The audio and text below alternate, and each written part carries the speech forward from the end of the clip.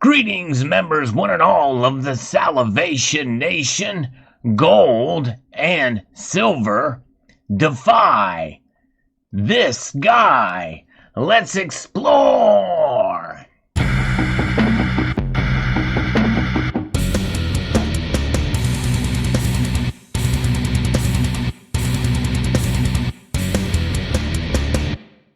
By this guy, we're referring to, obviously, the chairman of the Federal Reserve. This is Jerome Powell, and gold and silver have a way of doing that, although the timing of such moves can be suspect at times because there's so many different factors at play. But in the end, what do gold and silver do? Well, they protect us from economic instability. What is a part of economic instability is inflation, for sure. And that's what we are experiencing now. And it has gone beyond just a little temporary phase.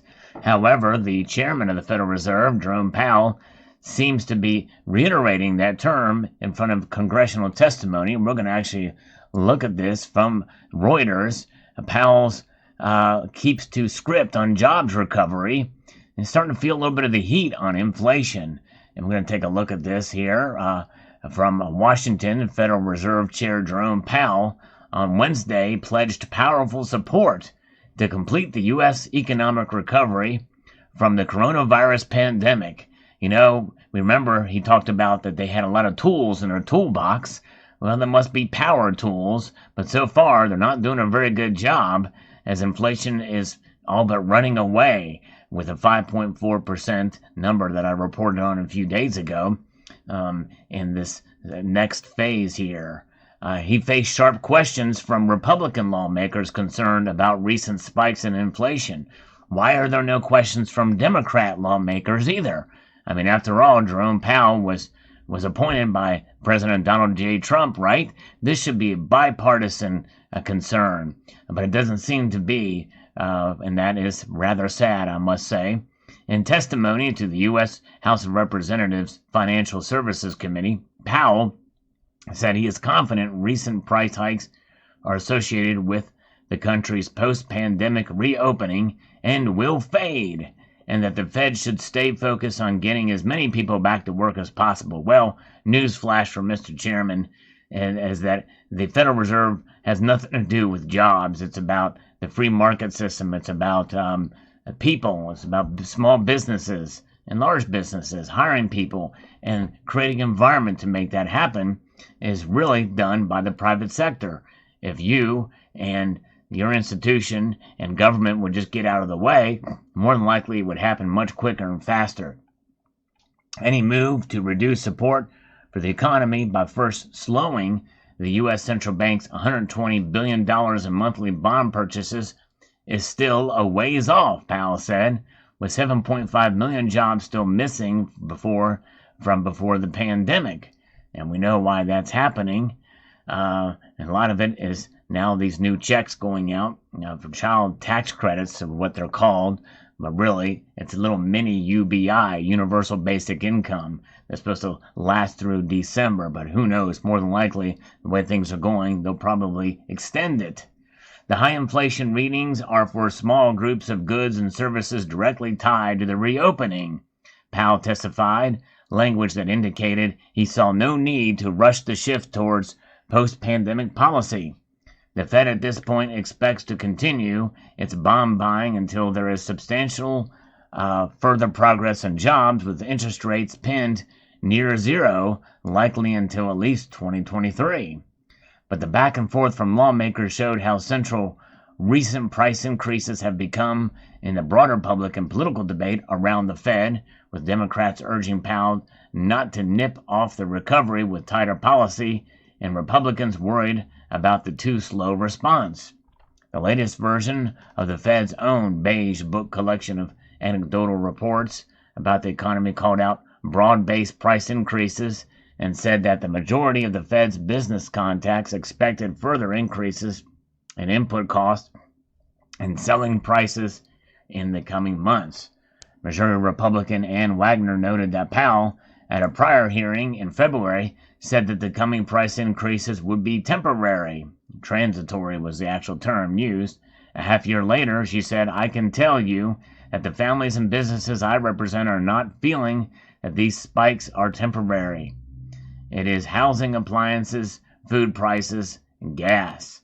Representative Anthony Gonzalez, a Republican from Ohio, took aim at the new Fed framework that aims to encourage higher employment by letting inflation run moderately above the central bank's 2% target for some time.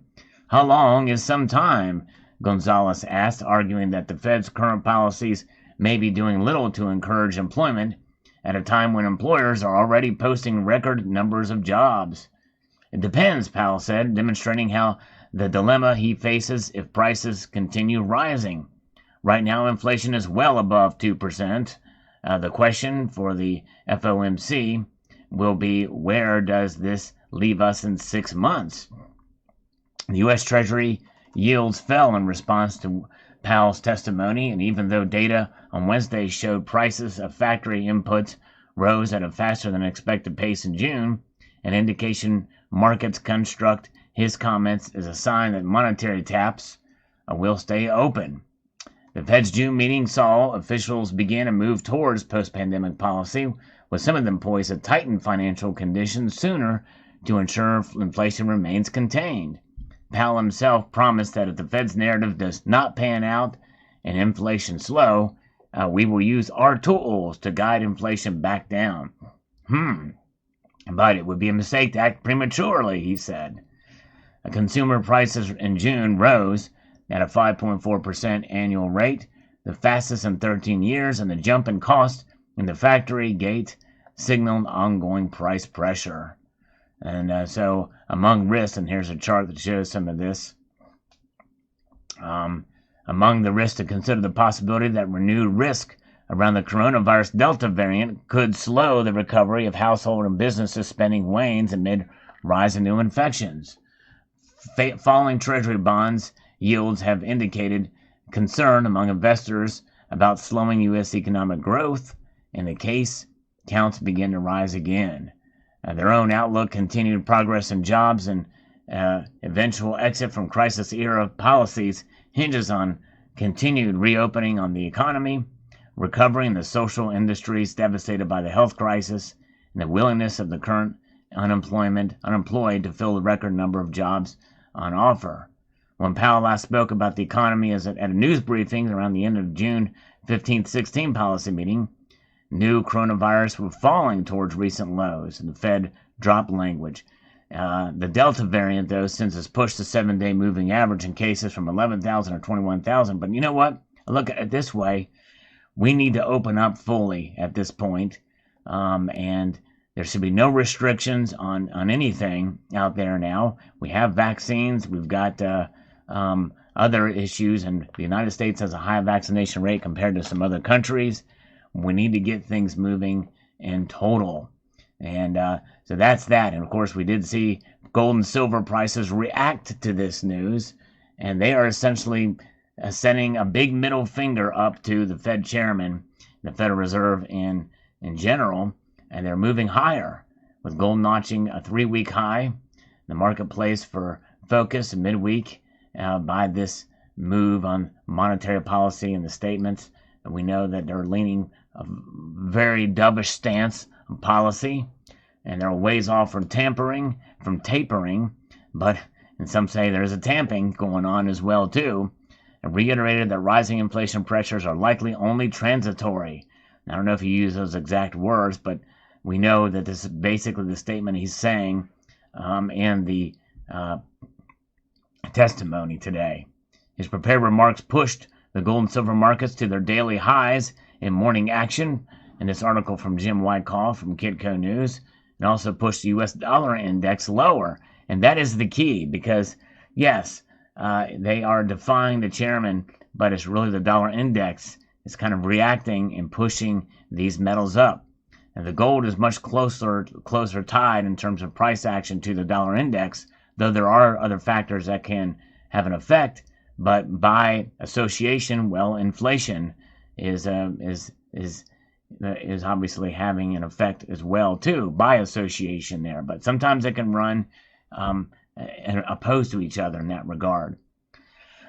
The U.S. Producer Price Index for June, released this morning, came out at 1% from May, beating the forecast up to 0.6% for the Producer Price Index. The hotter number in today's PPI report was not surprising to many and had little impact on market prices. On Tuesday, the U.S. Consumer Price Index was reported up 5.4% in June, year on year, which is the hottest in 13 years. There are many who think the Federal Reserve is presently behind the curve on its inflation expectations. I think most of us agree in this community for sure. And I think that what we're seeing with gold and silver prices, let's take a look at what they are reporting at right now, right before the markets close. They are up fairly substantially. 1% moves on per day is considered a pretty good uptick in prices. With gold performing more than silver at this point, which is interesting, but nonetheless not unheard of, and especially in this day and age. Gold is up $20, up 1.12%. Silver, though, is up over a percentage point with a 27 cents increase, $26.33. Platinum is also up, and we'll have the gold to silver ratio now hovering still below 70, but getting closer to it at 69.68 for the gold to silver ratio. So there you have it. So gold and silver will continue to press on. Fascinating to see for sure. The movements and their price increases here. And it says a direct result of the Fed statement and what's going on with inflation. There are concerns out there, and this is why we hold the metals, to protect us in these times of trouble. And so, therefore, it is only not surprising at all, shouldn't be surprising to us at all, that the gold to silver would defy the Fed chairman in this case. Let me know what your thoughts are in the comment section below. Would like to extend a multitude of gratitude to you all for taking the time to watch, and encourage you to please rate, share, comment, and subscribe.